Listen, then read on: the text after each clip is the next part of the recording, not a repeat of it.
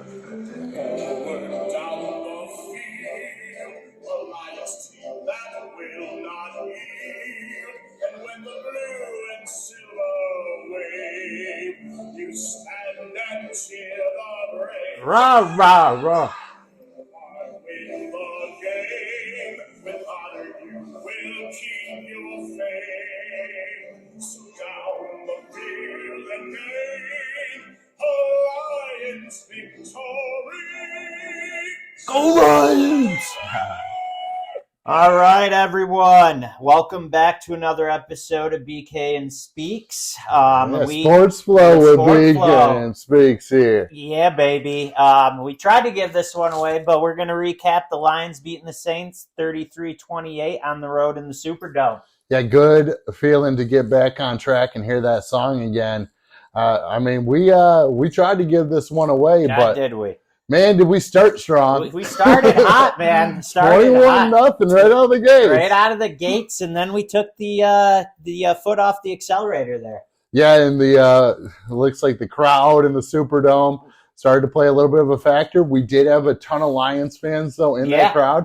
Props again to the fan base. Let's go, baby. Yeah, second Ford Field. But yeah, we came out strong, get the 21-0 lead, and then the Saints crawl back into this thing, and we're biting our nails by the end of it. Yeah, the biggest play of the game, I don't know if you agree or not, Brian, but Brian Branch, with that pick, the tip ball, then the one-handed, he almost took it back to his house for his second one of the year, but I think that was the play that changed the game, in my opinion. Branch has been great for us. Nothing more that we could ask from a rookie. Brian Branch has been a bright spot in a secondary right now that is struggling heavy. Yeah. And we got torn apart again this weekend. Yeah, Branch had 3 solo tackles and 4 were assisted. He's doing his thing. He had his pick. Got us that interception that resulted in a touchdown. Brian Branch is doing everything that we can possibly ask for a rookie. It's just the other guys around him need to step the fuck up. Yeah, it hasn't been pretty. It's been atrocious here the last couple of weeks. I can't blame the secondary all for everything. No. We're in a situation right now where this pass rush that we have is non-existent. We're not getting to the quarterback at all. No, and it just took another big blow with our boy Aleem McNeil going down on the IR with the knee injury. That's shame, man. He's been having just an unbelievable year. You want to know who I want to put on blast, who I gave all types of credit leading into this season. Where the hell's John Kaminsky? John Kaminsky, can you please stand the fuck up? You had a great year, you get paid, and then you fucking are a shadow. You fucking ghost. Yeah, that's a good question, because Kaminsky's been quiet lately. All fucking year. And we're going to need him to step up if we're going to be in that spot we need to be in at the end of the year to potentially win a playoff game. Bruce Irvin, somewhat of a bright spot, kind of coming off the bench, giving us a little bit there. But we need to get more on that other side of Hutchinson. Hey, Bruce Irvin, man, he had a hell of a game. And somehow tackling a quarterback's now a flag. But just FYI. He hit him clean, clean. I don't know how you're supposed to hit a quarterback anymore, but apparently hitting him is a flag at the end of the game, to even make the game look closer than it really was, because that resulted them in scoring. But neither here nor there. We got the job done, but can we put flags on them at this point? I don't know what you're supposed to do. It's tricky with the quarterback, and they have really not been that clear about it. From the way I understand why they made that call is that fact that Irvin drove Carr into the ground. Mr. Momentum, you can't control momentum. Very tricky to control that, especially a guy who's basically been playing years ago. Last year is the last time he played. The guy hasn't had a lot of game experience, not a lot of practice experience. That's going to happen. It was a clean tackle. I'm so sick of, you're not being able to tackle the quarterback or touch the quarterback, or you can't. It's offense league, man. Mr. Dean the Bean Blandino says you gotta step over to the left. How are you supposed to step with it? Then you miss the tackle. It doesn't make any sense. You gotta get the game. This is what Brady was talking about. You're making it unsafe with this shit. You got to get back to how it used to be a little bit. Let the boys fucking play. Yeah, and I think where we're at is they are telling the defenders to basically change their target zones and do a whole bunch of different things to accommodate to these offensive players. But they're leaving themselves in risky spots. They are. And they continue to do it on the offensive end. And the defenders sometimes don't have a choice here. They just have to make the play because it's their paycheck on the line. And it's been an offensive league. Defense, sports hates defense, man. Yeah, sports does hate defense. It's just, I just don't know what you're supposed to do anymore, but we'll cover that, later on. But a guy who did have a decent game, Tracy Walker, had 5 tackles. I thought he played really well, had some big tackles, had some big hits. So I thought Tracy Walker had a hell of a game. If we can please get Jerry Jacobs to get his head out of his ass, that would be great. He led the team in tackles, though. Oh, why? Because he's a damn liability out there. They're going after him all day like they should. Yeah, I mean, it's not been pretty for Jacobs the last couple of weeks. He seems to be the liability in the secondary, and teams are targeting him, exploiting it. He's got to start making those plays, and we're gonna get healthier in the secondary, and I know that's gonna come, but man, we are holding on for dear life right now with this group. No pass rush, no plays being made in the secondary other than the one that Branch makes in this play. But in the end, I mean, the defense didn't look good, but they won the turnover battle, and we ended up pulling out the win because of it. Yeah, winning the turnover battle like we didn't do the week before, it makes all the difference on the road opposed to being at home. We got the job done. We got the W, but I just cannot wait for Gardner Johnson to come back. He tweeted out December 20th. That'll help us in so many aspects. We all know Jerry Jacobs was supposed to be a rotational piece, forced in with the injuries. Come on, baby. You were playing good. You had the most interceptions on our team. I think you still might, surprisingly enough, but come on, baby. Get it together for us. Yeah, he just needs to snap out of it. I believe in him. If he just has to snap out of it and start making the plays. It's been ugly for him the last couple of weeks. It was also ugly for Goff the last couple of weeks. He got back on track. Finally has a game here where he doesn't turn over the rock. They played pretty good in the first half there. They were kind of marching it right down the field. It was good to see him being responsible with the football. He was throwing it in tight windows, making the good throws, making the correct check down throws. He had a good game. Goff, I give you all the credit, except for the first fucking snap of the game after last week. You preached about your ball security and you fumbled the first snap, but after that, you got your shit together. Yeah, in New Orleans, they got a good defense every year. Yeah, they do. And they are a way better team when they play at home. Yes. Fortunately for Goff, he had good old Sam Laporta in this game. Woo! Sam Laporta, our rookie tight end, has just been playing off the charts. Lights out, baby. Lights out. This was probably his best game of the year. 9 receptions. 140 and a touch, just insane tight end numbers. Actually, fun fact here, he's on pace to challenge the rookie receiving record for tight ends all time. Mike Ditka has the record there with 1,076 yards. Laporta right now through 12 games has 679. If he keeps up the 140 plays per game, obviously he'll get there. I don't think that's a realistic number, but if he continues to produce at a high level, he's going to challenge it. He is going to challenge it. As you were, just to go a little bit further into what you were saying with Laporta, he's one of the only NFL players in history to produce 60-plus receptions. You mentioned the 679 receiving yards, the 6 TDs through his first career 12 games, other than OBJ, Justin Jefferson, Michael Thomas, rest in peace, Marcus Colston, and our former Anquan Bolden. That's quite the list right there. Yeah, good company. Yeah, great company. It's been crazy how good he's been for us this year. I mean, probably we've had bright spots all over this offense.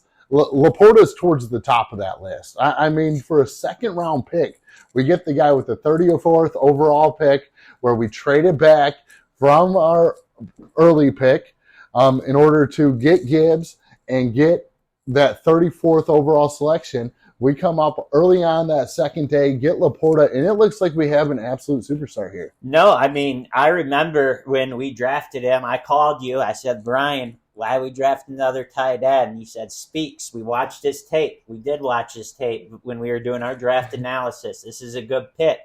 Give it some time. I've given it some time. BK, you were right. You hit this one nail on the head, baby. We got ourselves a stud for years to come. Yeah, unbelievable once he gets the ball in his hands. Yeah. You don't see it with every tight end. Great route runner, too, man. Great route runner. I mean, he looks like he's a 4 or 5 year veteran here in the league. This is his first season. I mean, it is ridiculously impressive what he's doing. He's quietly turned into Goff's security blanket besides... St. Brown, of course. Yeah, exactly. Besides Mr. Trusty, son of God. But yeah, Laporta, man, he's doing his thing, and he's going to just continue to get better, which is scary, man. He's going to be in that Gronkowski category here soon. I mean, I think he's crawling into that space right now. I mean, he's got to be getting close to being a top 5, top 6 tight end in the league with the production he's been having. I mean, it's been real impressive. The weapons offensively continue to grow here.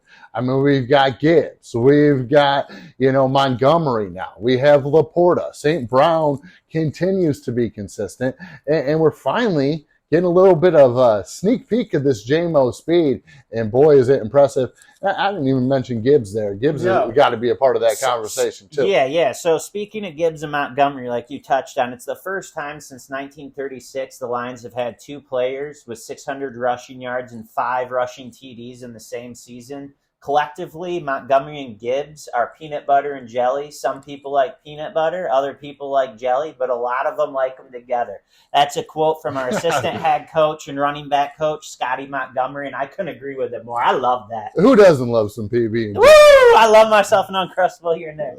I love it, man. Yeah, it's been a 1-2 punch that the Lions have been waiting on for a while. I mean, I think, you look at this game. Jamal Williams on the other side. Jamal Williams had, 20 touchdowns on the Lions last year? He broke Barry Sanders. I think it was 16 because Barry's record was 15 with us. So it was around 16 or 17. So it's crazy now. Last year, that's how good our offense line was. Guess how many he has this year, BK?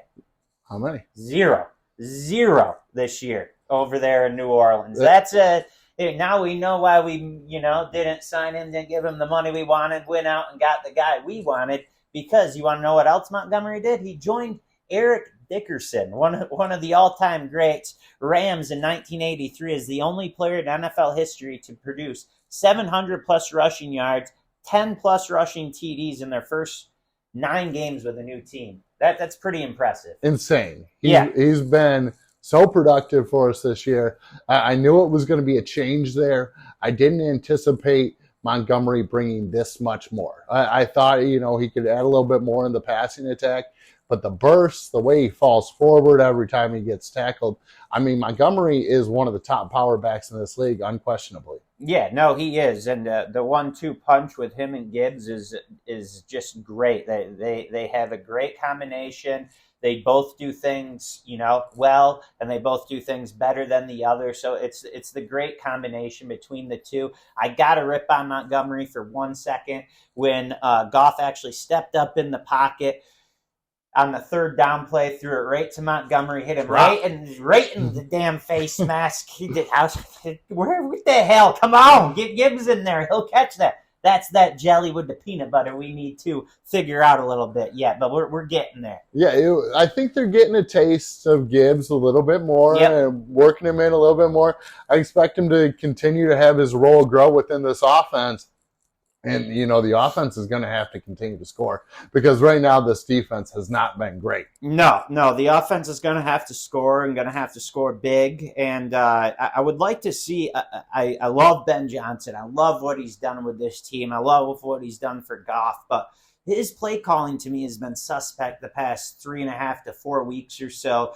Just a lot of throws behind the sticks, making our receivers do a lot of work, making our offensive linemen do a lot of work down the field, which has caused injuries. We got to figure out, get the play calling back on track. And can we get JMO more touches? We got to get JMO more touches. Whenever whenever we get him the ball, he makes plays. He makes things happen. How about Superman coming around that double reverse corner, speed, baby? Man. Woo! I could watch that play 100 times over, baby, and then him diving in the end zone. Let's go, baby. Yeah, he hit that corner and just forget about it. He was gone, and it was one of the more impressive displays of speed that we've seen in the league this entire year. Yeah, you got that right, BK. The guy is a man amongst boys when it comes to speed. He's just a rocket, light speed when he's out there. Yeah, one of the fastest guys in the league, probably when we're talking sprint speed. We got to start getting him the ball like we talked about. Hopefully they start doing it this weekend. I mean, we are going into Chicago. His snaps have been going up each week, and Ben Johnson said the way he's been preparing himself in practice has translated to the games, and that's why his snaps continue to go up. So let's get him the ball a little bit more now. Yeah, just keep evolving with this offense. Yes. Get Gibbs a little bit more involved. Keep Montgomery doing his thing. St. Brown's going to do his thing. Yep. Laporta's been doing his thing. So, I mean, we can continue to be one of the best offenses in the league. Hopefully our defense can catch up and start bringing us back to that elite level where we can compete with the top teams. But, I mean, you got to take care of business in your divisional games. We got one this weekend versus the Chicago Bears, who gave us some problems. Yeah, they did at home. When they were here at Ford Field. I mean, it seems to be a problem every time we face a mobile quarterback. Yeah. So we'll see what happens here. But Detroit is favored by 3 points. And the over-under on the points on the game is set at 40.5. Again, we do not condone gambling on this Especially podcast. Not your own team facility. Yeah, please bet responsibly. But when I'm looking at the game and I'm talking about my prediction here, I'm thinking, the Lions are going to struggle a little bit to stop that Bears offense. So we talked about the mobile quarterback. Yep. Justin Fields is going to give us problems again. And I think, the Lions just squeak one out here. I think our offense is a little bit too much for them. Defense comes up with a turnover that they need late. I think the Lions end up winning 27-24. I like it, BK. I think it's going to be a close battle as well. It's going to be cold. It's going to be windy. But I do think we find a way to win. I think we're going to win the turnover battle like you mentioned. And I think we're going to squeak this one out, 24-23, give us an edge by a point. Not only do we struggle, like you mentioned, and I've mentioned multiple times during this podcast with running and mobile quarterbacks, but if DJ Moore is lined up against Jerry Jacobs, one play too many, problematic. We're going to be in some trouble. So hopefully Sutton's on him like white on rice, and we take care of him. But that dude's a baller too. So I think we're going to squeak it out. I can't say squeak for whatever reason, but squeak it out. And I think we're going to win that by, hopefully a point there and get another divisional win. Yeah, I mean, the Bears are going to bring their best as being the top dogs in the division. We got to keep being the top dogs in the division, and you got to take care of business. It's tough to win on the road. Hopefully we can go in there and get it done. We'll be back because this will conclude our episode here of Sports Flow with BK and Speaks.